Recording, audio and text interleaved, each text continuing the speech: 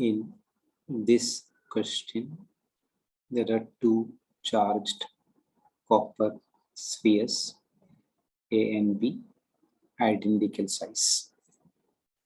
Charge on A is 2Q, charge on B is 3Q.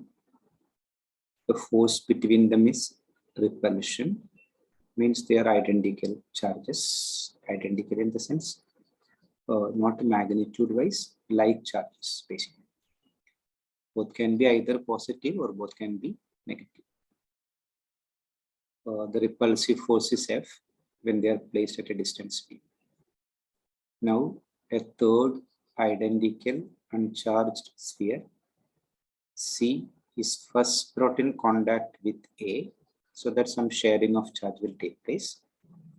Then with the charge on C, it is put in contact with B. Then finally, C is placed at the midpoint of the line joining A and B. What are the new forces on A, B, and C? Charge on A is 2Q, B is 3Q. The repulsive force is given as F. So F is equal to KQ1, Q2 by V square, Q1, 2Q, Q2, 3Q, distance is D. So 6KQ square by D square. We can rearrange it like this. 6 will go to the left. So F by 6 equal to KQ square by D square. This we want in future calculations. Because they didn't give a value for F, the final answer will be in terms of F, 2F, 3F, 3 by 4F, 4 by 3F. Like that. Now, if you see the processes, charge on C is 0 because it's uncharged in the beginning before sharing. Now A and C are put in contact. So the charge on them, since they are equal, will be the average. So QA will be QC, both equal, will be QC plus QA before sharing by 2. So QC is 0, QA is 2Q, so 0 plus 2Q by 2, BQ. So this is the charge of A and C after the first sharing.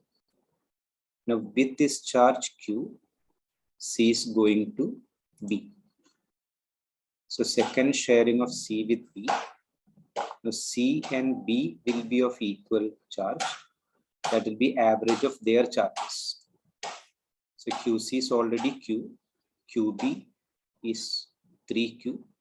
So Q plus 3Q by 2. That will be 2Q each. So these are the final charges on A, B, and C after sharing. A is Q, B and C is 2Q because C has a second sharing. The charge changes from Q to 2Q. We show that in a diagram. All the charges on A, B, C after sharing. A will be Q, C and B both are 2Q each. The total distance between A and B is D. The C is placed at the midpoint means A and C will be D by 2. B and C also D by 2. Total distance will be D. Now when we approach the last part of the question, force on A, B and C. A is positive, C also positive. So force on A will be repulsive because of C. A will go towards left.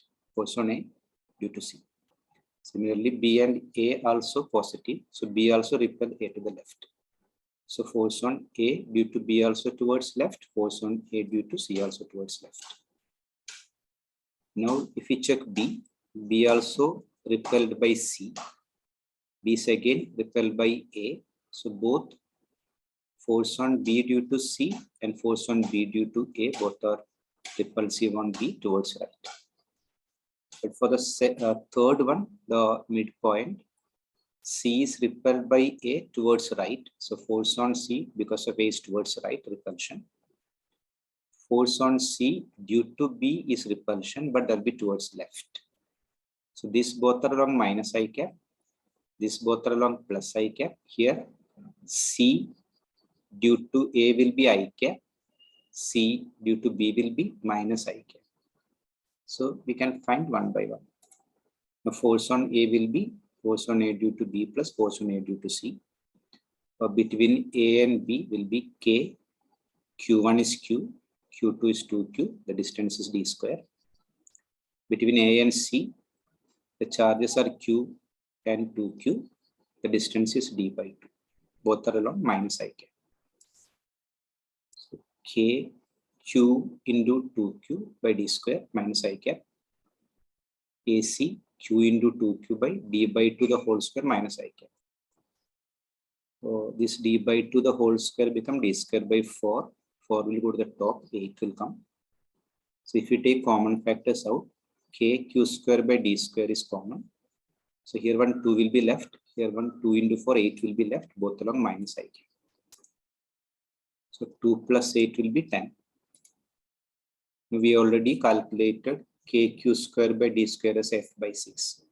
So instead of this KQ square by D square, if we substitute F by 6, 10 into F by 6, 10 and 6 will go 5 by 3. So 5 by 3 of the initial force towards the left. That's the net force on A. Similarly, we can see net force on B also. B will have B due to C and B due to A. B due to A will be K Q into 2Q by D square I cap. B due to C will be K into 2Q by D by 2 the whole square along I cap. So here also if you take common factors out, KQ square by D square is common. Here 1 2 will be left. D by 2 whole square become D square by 4. 4 into 2 into 2 will be 16 along I cap. So 2 plus 16, 18. Like last time, KQ square by D square. We can substitute by F by 6. So 10 times of F by 6 will be 3F along I cap. That's the net force on B. Similar to this, we can find force on C. The only difference is directions are just opposite. So FC will be FCA plus FCB. Even they are opposite, we just say addition, but when you substitute, the direction will come, make it subtraction. So FCA, C and A will be Q and 2Q, D by 2 the whole square. So K, Q, 2Q by D by 2 the whole square along I cap towards right. Now FCB will be K, 2Q, 2Q by D by 2 whole square minus I cap. Now in this, if you take the common factors again, KQ square by D square. Here 2 square will go to the top as 4 into 2, 8. 8 in the bracket. Here 4 into 4, 16. We'll take I cap outside, so the minus will remain with the second term.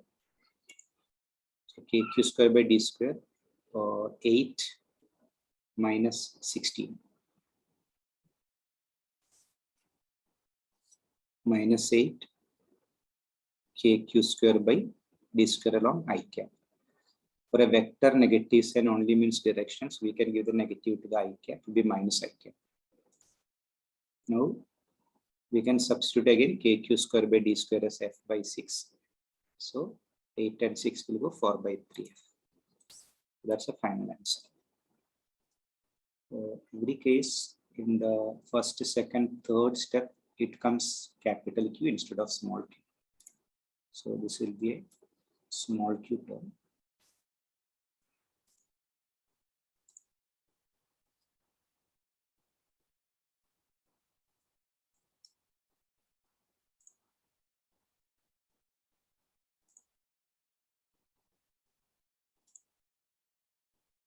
All the three cases. We used from the beginning till the end small q only. So last time when we substitute it comes as capital.